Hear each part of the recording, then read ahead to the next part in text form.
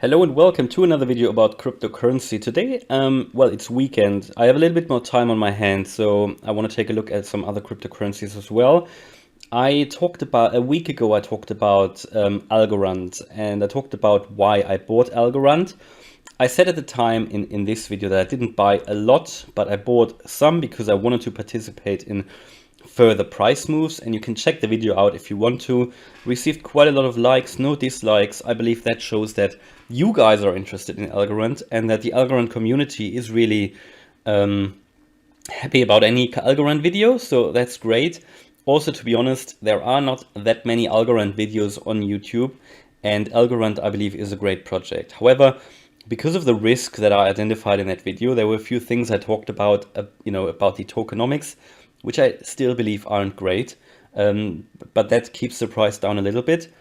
But I said there will be a breakout. And why did I say that? So I showed you in this, you can see it here, I won't play it or anything, but I showed you the Algorand chart, which you can see here. And I showed you the Cardano price chart overlaid.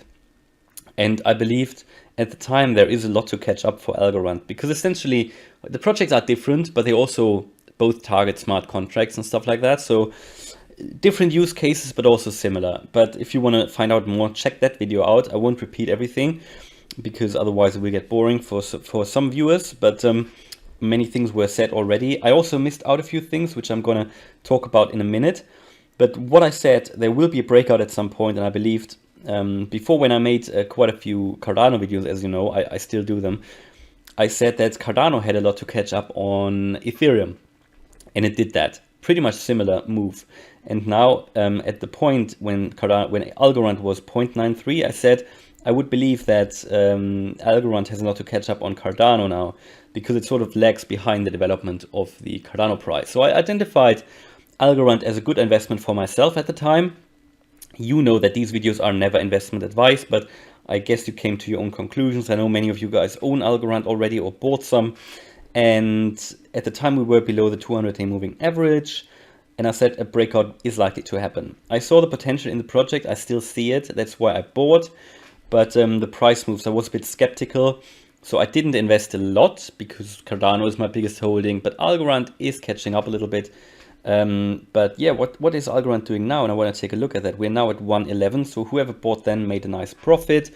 And it seems like Algorand is breaking out. But before we are having a closer look at what the price is doing, I want to take a look at the points that some of you guys mentioned. And thanks for that, because, you know, I work full time. I do this YouTube channel part time.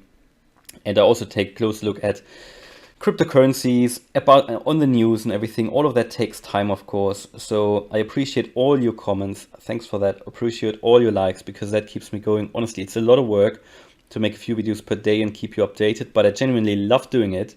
So that's why I do it. And it's impossible to know everything about different projects. I think I know a lot about Cardano and about technical analysis, but it's so hard to really dive deep into a project and know everything. So thanks for anyone who made some comments. So let's take a look at Dario's comment here. Dario mentioned a few things. As someone mentioned, about half of the supply is in circulation. So I said in the video a third of the supply, and I took that metric from Coin Market Cap. I believe it was wrong, because a few people mentioned that half of the supply is in circulation, which is actually a better sign, because that means inflation is a little bit less of a problem. Second, Algorand transactions are not only cheap and fast, but most important, they are final. I think I said that, I'm not 100% sure, but I said they have instant finality, so that's really good. That means the chain cannot fork. This is key and not well understood. When comparing TPS, it should be apples to apples, since many comparisons conveniently ignore finality. On top of this, Algorand has promised 46,000 final TPS soon, so that is quite a lot. No reason to disbelieve them. Third, winning a few awards might not be crucial, except for the fact for Professor Mikali creating and co-authoring several of the most advanced techniques used by other projects. Yes, so the guy who actually founded Algorand, basically, he is really the name in cryptography, and apparently some of his techniques are now used by other projects. Thanks for pointing that out. And also Algorand is working on post-quantum tech, something many others cannot hope to do. Honestly, I haven't really researched that, don't know what it is, but honestly. Can't know everything, and they only have 24 hours, but thanks for that valuable point. I'm sure it's something significant I will further look into. Fifth, they have no hacks or downtime. That's crucial, but other cryptos don't have that as well. Some have, yes, but some don't, or most don't. Sixth, they are trying to bridge DeFi and CeFi, yes, and I think that is something others don't do. So bridging decentralized finance and centralized finance. I talked about that in the video, that they are not only looking into DeFi, but also CeFi applications. So yeah, there will be a bridge. That's very interesting in my opinion, because that makes them sort of unique. I don't think there are many others doing that. And yeah, this latter point means their focus has been institutional rather than on retail, yes. Eighth, what others are stressing over and attempting in layer 2, Algorand has solved in layer 1. Yes, that is true. And finally, while true that some early buyers can sell when prices go up relative to previous month, this does not mean they are selling and doing so in amount sufficient to depress price. Yes, no, I don't have any evidence, but that was always pointed out when I did my research. It came out obviously that there is the problem that many of the guys, that the private sale that happened before the public sale, that the price was much lower than when the token was launched, or yeah, the cryptocurrency was launched, and then it is based on the way that these crypto coins are then unlocked when prices go up. These early buyers are allowed to sell, which apparently many people think has kept prices low. Now, okay, in my opinion, all valid points. Thanks for pointing that out, Dario. Nevertheless, and you probably made a bull case here for Algo, and I tried to do that as well, but I also said that I'm a bit skeptical. But nevertheless, I bought because I said I wanted to participate in future price moves, and it seems to be that this price move is now happening. So I'm extremely happy that I bought Algorand. Really happy with that. It was the right decision to do, because what we can see here, we are now above the 200-day moving average. That is the daily chart. Algorand prices come from Coinbase at the moment. So what you can do here on TradingView, you can actually select different cryptocurrency exchanges. So it gives you a price for Kraken, Binance, and everything. So sometimes prices are a little bit different, but they don't differ that much. But they sometimes do. And I also always want to have a look at the dollar price here. So what we can see is that we obviously are far away from the all-time high, completely different to, for example, Cardano. That is why I made that video last week as well, because I believed there is a lot of catch up. I believed, you know, we've got these cryptos like Bitcoin that's leading the way, maybe Ethereum as well. Then we've got these other cryptos like Cardano, which are lagging behind a little bit. So it's just now catching up, even though now it's switched a little bit, you know, because Cardano is now actually has overtaken Ethereum, because we are now, not in terms of market cap, but in terms of performance, because we've now made a new all-time high. Ethereum hasn't yet. And what I wanted to show you as well is that Algorand just has now, it's just maybe the time for Algorand now. Might still be a good opportunity to buy. Again, no financial advice, but now in this moment where we're getting above the 200-day moving average, that for me is sort of a confirmation that we might enter a longer term bull trend. Again, be careful about that, but what looks good on the daily, it seems like we've already tested, or this is actually happening today, that we are now testing this 200-day moving average again. And if we have maybe a couple of candles closing above the 200-day moving average, and then we're turning green again, so maybe the next daily candle will be green, that many traders would consider that a buy signal. Because now you obviously don't know, you know, it frequently happens that these, like the moving averages, which are like the simplest indicators people can use, but also the most popular ones, especially like the long-term ones, like the 200-day moving average, this is like a longer term trend reversal. So we've obviously trended below the 200-day moving average, which then showed a bit of a bearish, made a bit of a bearish case, but now we are just going above. And if we can test that, and that will become support, we flip that resistance level that was previously a resistance level, that will become support level. That is really, for me, a buy signal. So I mean, I bought last week already, and even a couple of weeks before that. So I will buy more. Not sure how many yet, but I will buy more. And that for me is a really good indication. That's the daily. Let's have a quick look at the weekly as well, where we are with that. Coinbase here, I can't see a 200-day moving average on the weekly. Not sure why. I think we don't have enough data yet. It says not available. But what we can see also on the weekly, we've now gone through the 20-day moving average. We're already above the 50-day moving average.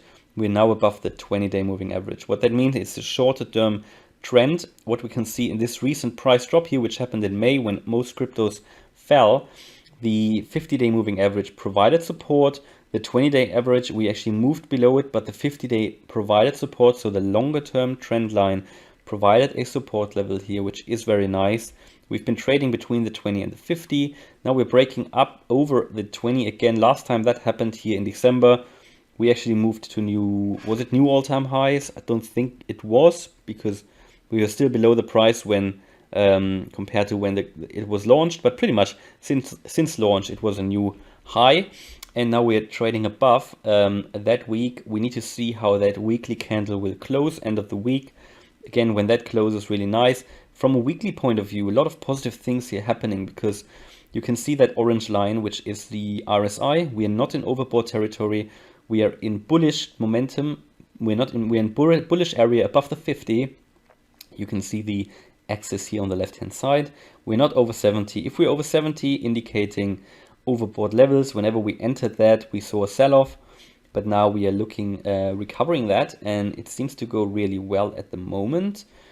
What we can also see, the OBV, on balance volume. Volume is going up significantly. Very good sign, guys. Very good sign. That's why we moved through the 200-day moving average on the daily. Also here, we are about to make a bullish crossover of the MACD line and this indicator line. Again, on the weekly, very strong sign.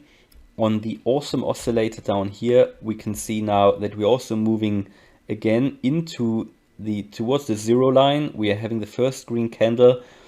This is obviously the weekly one, so it might take a while until we get to the zero line, but whenever we entered that, last time we did that, also December, moved to new all-time highs. Very strong oscillator as well that I like to use in together with moving averages. And to me, that looks so bullish. I would love to wait a couple of days just to see how that weekly candle closes. If we can close above the 20 moving average, which we seem to be, honestly, that will be a nice move. So I will buy more. Honestly, I will buy more. There is a bit of risk that we will not get through the 20-day moving average, but I think we will get through. And also looking at the potential of the project more long term, I'm happy to buy more. Let's take a look at the daily again. Yeah, just testing that on the 4-hour, we can see that better.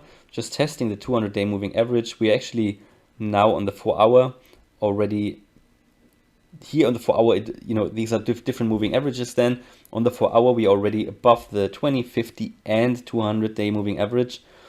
So it looks like we're losing a little bit of momentum at the moment, but that's just normal because we've got up and down swings. But the longer term trend looks very strong, very bullish for me, especially looking at the fundamentals of the project, looking at the possibilities of having engagement and cooperating with regards to CBDCs, which are going to be introduced all over the world. So central bank digital currencies, for me, that is one of the main selling points for Algorand. As soon as the first projects go live and there will be more partnerships with central banks, I think this cryptocurrency will go to the moon. That is why I am invested.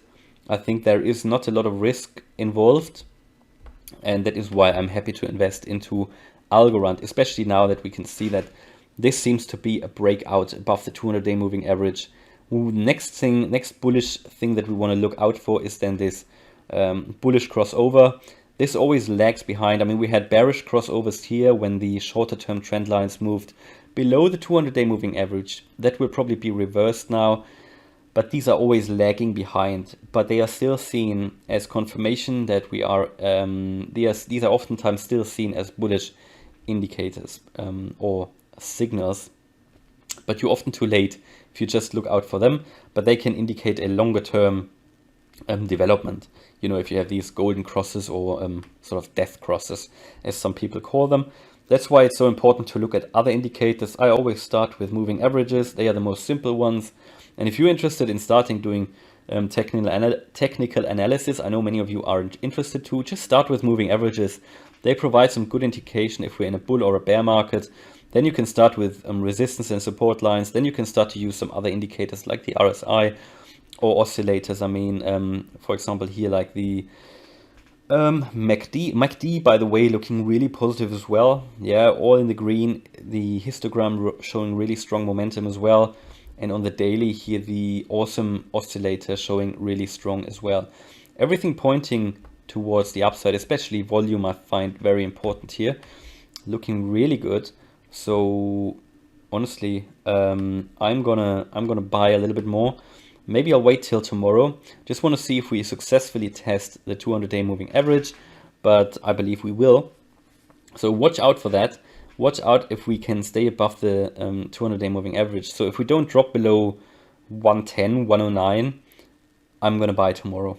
And you can make the decision if you want to buy yourself. Again, not financial advice at all, but I find this a very interesting cryptocurrency. It seems like where other cryptos now have already had their time, Algorand still has some price moves to catch up. So yeah, very interesting.